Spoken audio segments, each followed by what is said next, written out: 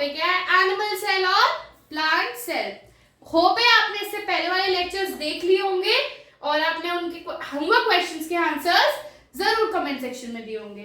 तो अब हम पहले प्लांट सेल का डायग्राम बनाएंगे, फिर एनिमल सेल का डायग्राम बनाएंगे, फिर हम उसमें दोनों में डिफरेंस लिखेंगे।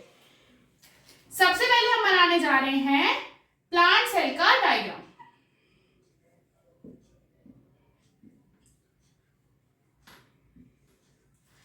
सबसे पहले आपको पता ही है कि प्लांट सेल में हमारे पास सेल वॉल भी होगी और सेल मेम्ब्रेन भी होगी।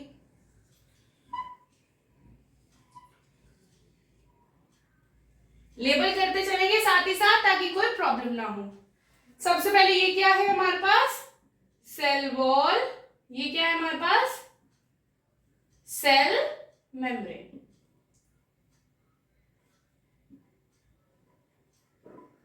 फिर ये जो बीच का लेयर है इसको क्या बोलते हैं? Middle lamina. अब आपको पता है कि जो प्लांट सेल होता है उसमें 90% ऑफ द सेल आपका वैक्यूल ने कवर किया हुआ होता है। इसमें एक ही वैक्यूल होता है और काफी ज्यादा लार्ज होता है। ठीक है, ये आपका क्या है? वैक्यूल। इसमें जो न्यूक्लियस होता है वो सेंटर में नहीं किसी भी एक साइड में प्रेजेंट होता है। हम इधर न्यूक्लियस बनाते हैं इसका। ये क्या हो गया इसका? Genetic material. ये इसकी फर्स्ट मेम्ब्रेन, ये इसकी second membrane,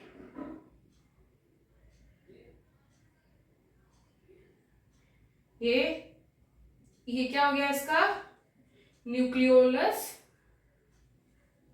genetic material, nucleoplasm,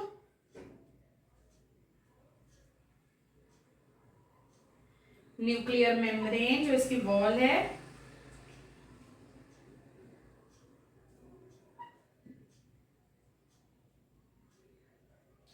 और ये जो पोर्स बने हुए हैं इसको क्या बोलेंगे हम? Nuclear pores. ये चारों चीजें मिलके क्या बनाती हैं? हमारा न्यूक्लियस। फिर इसमें जो फ्लूइड होगा उसको क्या बोलेंगे हम? साइटोप्लाज्म। जो इसमें फ्लूइड प्रेजेंट होगा साइटोप्लाज्म। छोटे छोटे छोटे छोटे क्या होंगे इसमें? राइबोसोम्स भी होंगे। अब हम सेल ऑर्गेनल्स बनाना शुरू कर रहे हैं। पहला वैक्यूल, दूसरे राइबोसोम्स। न्यूक्लियस से ही हमारा अटैच्ड होगा, क्या अटैच्ड होगा? ईआर।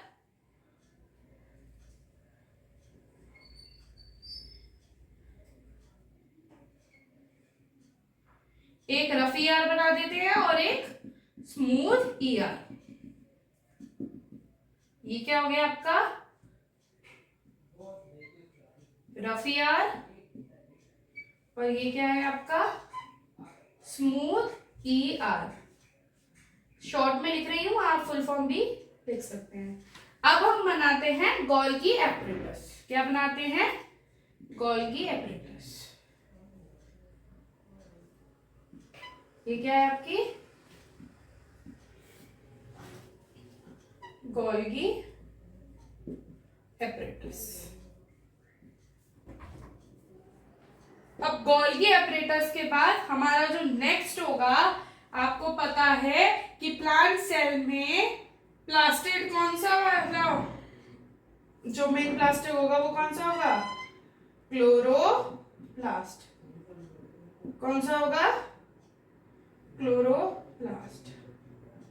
ये क्या है? क्लोरोप्लास्ट। फिर अब हम क्या बनाते हैं? माइटोकॉन्ड्रिया। क्या बना रहे हैं हम? माइटोकॉन्ड्रिया। अब देखो आप कौन कौन से सेल ऑर्गेनल बन गए? राइबोसोम्स बन गए हैं, वैक्यूल बन गया है, क्लोरोप्लास्ट बन गया है, माइटोकॉन्ड्रिया बन गया है, गोल्गी एपरेटस बन गया है, और ऐसी आर और आर ई आर बन गया है। अब हम बनाते हैं लाइसोसोम्स। क्या बनाते हैं? ये क्या है आपके सैक लाइक स्ट्रक्चर, लाइसोसोम्स। ठीक है, आप ये देख रहे हैं कौन कौन से। सबसे पहले हमने क्या किया है? Cell wall, middle lamina, cell membrane, फिर लिक्विड, साइटोप्लाज्म, सबसे बड़ा 90% ऑफ द स्पेस ये कवर करता है, वैक्यूल, जो छोटी छोटी डॉट्स होती हैं, जो रफ ईआर में भी प्रेजेंट होता है, राइबोसोम्स। फिर बनाया हमने न्यूक्लियस, न्यूक्लियस के भी आपने पार्ट्स लिख लिए, गोल्गी एपरेटस और माइटोकॉन्ड्रिया और क्लोरोप्लास्ट। ऐसा नहीं है माइटोकॉन्ड्रिया और क्लोरोप्लास्ट एक ही प्रेजेंट हो, ये भी माइटोकॉन्ड्रिया है। फिर यहाँ पे हम फिर से वो बना सकते हैं क्लोरोप्लास्ट। ये याद रखिएगा, माइटोकॉन्ड्रिया और क्लोरोप्लास्ट डबल मेम्ब्रेन होगा। ठीक है, आप ये डायग्राम बना लीजिए। आप इतना डायग्राम क्लास में बना के आएंगे तो मोर देन सफिशिएंट है। परफेक्ट डायग्राम आप कह सकते हैं। इसको आप ड्रॉ कर लीजिए। तो अब आपने प्लांट सेल बना लिया है, अब हम बनाते हैं एनिमल सेल।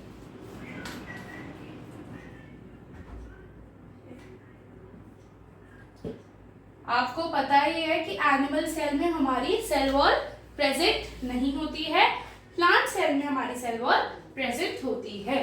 तो ये क्या होगा? Single membrane. ठीक है, इसमें सेल वॉल प्रेजेंट नहीं है। इसमें जो न्यूक्लियस होगा वो मिडिल में ही प्रेजेंट होगा। ठीक है, इसमें 90% ऑफ द सेल कवर्ड नहीं होता है, ना ही एक इसमें लार्ज सा वैक्यूल होता है। इसमें छोटे छोटे काफी numerous number of vacuoles present होते हैं। सबसे पहले लेबल भी करते जाते हैं साथ में। ये क्या हो गया आपका? Cell membrane. इसके अंदर जो लिक्विड होगा उसको क्या बोलेंगे? साइटोप्लाज्म। अब सेल, अब अपना न्यूक्लियस को लेबल कर लेते हैं। ये क्या हो गया? न्यूक्लियोलस का जेनेटिक मटेरियल। ये क्या हो गया? न्यूक्लियोप्लाज्म, आपका अंदर का फ्लूइड। ये जो पोर होगा ये वो क्या हो गया? Nuclear pore. और जो मेम्ब्रेन हो गई वो क्या हो गई? Nuclear membrane. और ये चारों चीजें मिलके क्या बन गई? न्यूक्लियस। क्या बन गया? न्यूक्लियस। अब न्यूक्लियस के पास कौन सा ऑर्गेनेल होता है? हमारा ER। कौन सा होगा? ER। एक बनाते हैं रफ ER, एक बनाते हैं स्मूथ ER। ये हो गया आपका स्मूथ ER। इसमें हम रफ बनाने के लिए क्या करेंगे? राइबोसोम्स अटैच कर देंगे। इनके फुल डिटेल्ड स्ट्रक्चर के लिए, डायग्राम्स के लिए आप मेरे प्रीवियस लेक्चर्स देखिए, आपको एक एक चीज लेबल मिल जाएगी। ये क्या हो गया? रफी आर। अब इसमें ऐसे क्या राइबोसोम्स प्रेजेंट होंगे फ्रीली भी और रफ ER में भी। अब बनाते हैं हम power house of the cell, which is known as the power house of the cell, mitochondria. ये क्या बन गया हमारा? माइटोकॉन्ड्रिया। अब हम बनाते हैं, क्या बनाएंगे हम गोल्गी एपरेटस। आपको एक चीज बता दूं कि क्लोरोप्लास्ट जो एनिमल सेल होता है उसमें प्रेजेंट नहीं होता है, गोल्गी एपरेटस। ठीक है, कौन कौन से हमारे बन गए? अब हम बनाते हैं वैक्यूल। वैक्यूल छोटे होते हैं और बहुत ज्यादा नंबर में प्रेजेंट होते हैं। क्या हो गया ये? वैक्यूल। अब हम बनाते हैं लाइसोसोम्स। ये क्या हो गया आपके? लाइसोसोम्स। ये कुछ भी जैसे माइक्रोट्यूब्यूल्स भी पड़े रहते हैं। ठीक है, अब यहाँ पर क्या होता है ऐसा ऐसे एक सैक सा बना होता है जो भी वेस्ट होता है ना एक्सक्रीटरी में हेल्प करता है, एक्सक्रीशन में, एक्सक्रीटरी, ठीक है, एक्सक्रीटरी में हेल्प करता है बाहर वेस्ट निकालने के लिए, और सेक्रेटरी में होता है ये। अब आप देख लीजिए सारी चीजें बन गई हैं हमारी। जो ये क्या है, सेल मेम्ब्रेन है। सेल मेम्ब्रेन के अंदर हमारा साइटोप्लाज्म प्रेजेंट होता है। साइटोप्लाज्म में हमारे राइबोसोम्स होते हैं, न्यूक्लियस होता है। ये न्यूक्लियस को हमने अच्छे से डिस्क्राइब कर दिया है, ये ईआर बन गया है। यहाँ पे हमारा माइटोकॉन्ड्रिया है, ये गोल्गी एपरेटस, ये वैक्यूल और लाइसोसोम्स। जरूरी नहीं है माइटोकॉन्ड्रिया एक ही प्रेजेंट हो, 2-3 भी प्रेजेंट होते हैं, क्योंकि उसके पास अपना खुद का डीएनए होता है, वो अपने आप ही नंबर्स में डिवाइड होता जाता है। आप ये डायग्राम बना लीजिए, फिर अब मैं आपको डिफरेंस लिखवाती हूँ। तो अब हम पढ़ने जा रहे हैं प्लांट सेल और एनिमल सेल में डिफरेंस। जो प्लांट सेल होता है वो लार्ज इन साइज होता है, मतलब थोड़ा उसका साइज बड़ा होता है, और जो एनिमल सेल होता है उसका साइज थोड़ा छोटा होता है। जो प्लांट सेल होता है उसमें सेल वॉल प्रेजेंट होती है और सेल्यूलोज से मिलकर बनी होती है। जो एनिमल सेल होता है उसमें सेल वॉल एब्सेंट होती है। जो प्लांट सेल होता है उसमें प्लास्टिड प्रेजेंट होता है, क्योंकि वो कलर प्रोवाइड करता है, क्रोमोप्लास्ट, ल्यूकोप्लास्ट और क्लोरोप्लास्ट। एनिमल सेल में प्लास्टिड एब्सेंट होता है। जो प्लांट सेल होता है उसमें वैक्यूल प्रेजेंट होता है और 90% ऑफ द सेल कवर भी कर लेता है, लार्ज होता है। इसमें स्मॉल वैक्यूल प्रेजेंट होते हैं और न्यूमरस होते हैं। जो प्लांट सेल होता है वो स्टार्च की फॉर्म में अपना खाना स्टोर करता है। किसकी फॉर्म में करता है? स्टार्च की फॉर्म में। फिर वो स्टार्च को तोड़ तोड़ कर अपने लिए एनर्जी बनाता है। पर जो एनिमल सेल होता है वो अपना जो खाना होता है ग्लूकोज, एनिमल सेल का खाना क्या होता है? हमें एनिमल से हमें अपना जो खाना होता है वो किसके? ग्लूकोज के रूप में, ग्लाइकोजन के रूप में रिजर्व करके बचा कर रखते हैं। इसमें जो होता है लाइसोसोम्स एब्सेंट होते हैं, सुसाइडल बैग्स एब्सेंट होते हैं। एनिमल सेल में सुसाइडल बैग्स प्रेजेंट होते हैं, हमारे लाइसोसोम्स प्रेजेंट होते हैं। जो प्लांट सेल होता है वो लिमिटेड मूव करता है। प्लांट मूव थोड़ी ना करता है, मूवमेंट में कि आज यहाँ पर है कल वहां पर है, ऐसा थोड़ी ना होता है। तो इसमें लिमिटेड मूवमेंट होती है। पर जो एनिमल सेल होता है उसमें सेल मूवमेंट प्रेजेंट होती है कि एक जगह से दूसरी जगह जा सकता है। ये आपका डिफरेंस है प्लांट सेल और एनिमल सेल में। ये बहुत ही ज्यादा इंपॉर्टेंट है, आप इसको प्लीज नोट डाउन कर लीजिए। तो हमारा अब नेक्स्ट टॉपिक है cell division. Cell division means कि जो सेल है वो कैसे डिवाइड करता है। सेल दो टाइप से डिवाइड करता है। पहला टाइप है उसका मियोसिस, माइटोसिस, और सेकंड टाइप क्या है उसका? मियोसिस। अब हम इन दोनों के डिफरेंस से पता करेंगे कि मियोसिस और माइटोसिस होता क्या है और डिफरेंस भी समझेंगे। जो माइटोसिस होता है वो हमारा सोमैटिक सेल्स में होता है। जैसे ये जो नॉर्मल सेल्स हैं, हमारे स्किन सेल्स, हमारे लीवर के सेल्स और हमारी बॉडी में जितने भी सेल्स हैं वो क्या होते हैं? सोमैटिक सेल्स होते हैं। नॉर्मल सेल्स सोमैटिक सेल्स होते हैं। पर जो मियोसिस होता है वो हमारा जर्म सेल्स में होता है। जर्म सेल्स मतलब जो होता है हमारा रिप्रोडक्शन के जो सेल्स होते हैं जैसे स्पर्म और ओवम, उसमें होता है हमारा मियोसिस। और जो माइटोसिस होता है वो हमारे सोमैटिक सेल्स में होता है। मैं आपको पहले एक डायग्राम दिखाती हूँ, फिर हम आगे का डिफरेंस देखेंगे। जैसे ये हमारा सेल है, इसके अंदर ऐसे क्रोमोसोम्स होंगे सिंगल। हर एक सेल में डिप्लॉयड क्रोमोसोम होते हैं, 46 नंबर्स ऑफ क्रोमोसोम। जब सेल डिवाइड करता है तो वो अपने अंदर ऐसे डबल क्रोमोसोम्स कर लेता है, जेनेटिक मटेरियल डबल कर लेता है। फिर वो अपना 2 डॉटर सेल्स फॉर्म करता है, दोनों को क्रोमोसोम्स दे देता है। ये हो गया हमारा माइटोसिस कि ये 2 क्रोमोसोम्स थे, फिर वो 4 हुए, 4 को 2-2 में डिवाइड कर दिया। मियोसिस क्या होता है? पहले डबल क्रोमोसोम होंगे, वो एक बड़ा सेल बनाएंगे और 4 क्रोमोसोम्स कर लेंगे। फिर ये फर्दर 4 में डिवाइड होएगा। कितने में? 4 में। और जैसे इसमें 1 2 3 4 है तो एक इसको दे देगा, एक इसको दे देगा, एक इसको, एक इसको। ठीक है, ये दो जो हो गए ये क्या हो गए हमारे डिप्लॉयड हो गए, मतलब डबल क्रोमोसोम है। 2n कितने हैं? 2n, दो जितने भी क्रोमोसोम है उनके इंटू 2 है। ये जो आपको दिया है ये क्या हो गए हमारे पास हैप्लॉइड। हैप्लॉइड क्या होता है हमारे पास? Only n, single number of chromosome. तो हम इसको फर्दर पढ़ते हैं। जो न्यूक्लियस होता है वो ओनली एक ही बार डिवाइड होता है, जैसे ये एक बार ही डिवाइड हुआ और ये सिंगल सिंगल चले गए। पर इसमें क्या होता है, न्यूक्लियस पहले एक बार हुआ फिर एक एक बार और हो गया। क्या हुआ?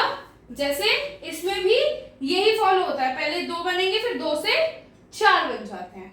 ठीक है, इसमें जो न्यूक्लियस होता है वो एक ही बार ओनली 1 बार डिवाइड करता है, इसमें ट्वाइस बार कर जाता है। जो डॉटर सेल्स होते हैं वो डिप्लॉयड होते हैं, 2n होते हैं, इसमें हैप्लॉइड होते हैं। कैसे होते हैं? हैप्लॉइड होते हैं, n नंबर ऑफ क्रोमोसोम्स। इसमें कितनी? 2 डॉटर सेल्स फॉर्म हुई, इसमें 4 डॉटर सेल्स फॉर्म हुई। कितनी? 4 डॉटर सेल्स। ये increase number of normal sales. Normal जैसे हमारे यहाँ के सेल, कहीं के भी सेल्स, ये हो गए हमारे नॉर्मल सेल्स। और ये क्या प्रोड्यूस करते हैं? एग और स्पर्म। क्या प्रोड्यूस करते हैं? एग और स्पर्म्स। ये माइटोसिस, ये मेयोसिस, सेल डिवीजन में आ जाता है दोनों के दोनों। अब आप इसको नोट डाउन कर लीजिए, फिर अब मैं आपको इसके थोड़े बहुत इंपॉर्टेंट पॉइंट्स भी बताती हूँ इस पूरे चैप्टर के। तो बच्चों हमारा चैप्टर खत्म हो चुका है। ये कुछ इंपॉर्टेंट पॉइंट्स है जो हम पढ़ते हैं।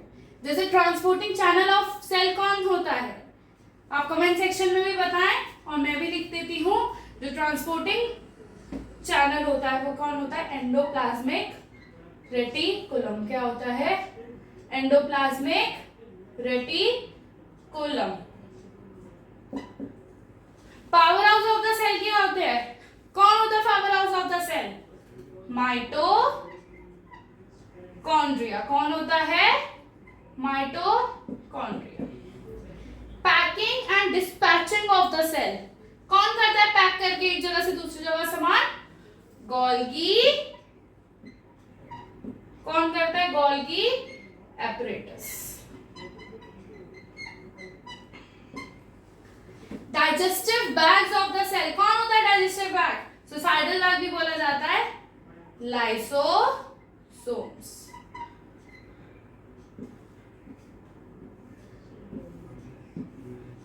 स्टोरेज सैक, स्टोरेज सैक कौन होता है? वैक्यूल। कौन होता है? Vacuole.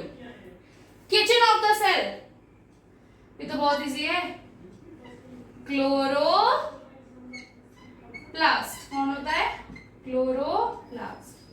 Control room of the cell, headquarter, nucleus. ये बहुत बहुत इंपॉर्टेंट क्वेश्चंस हैं। ये अक्सर बच्चों के 1 वर्ड आंसर्स में आते हैं, ये आप जरूर लिख लीजिएगा। और इसी के साथ हमारा सेल चैप्टर बायोलॉजी का क्लास 9 का खत्म होता है। Cell the fundamental unit of life. आप इसको जरूर नोट कर लीजिए और कोई भी डाउट हो तो आप बेझिझक कमेंट सेक्शन में मुझसे पूछ सकते हैं।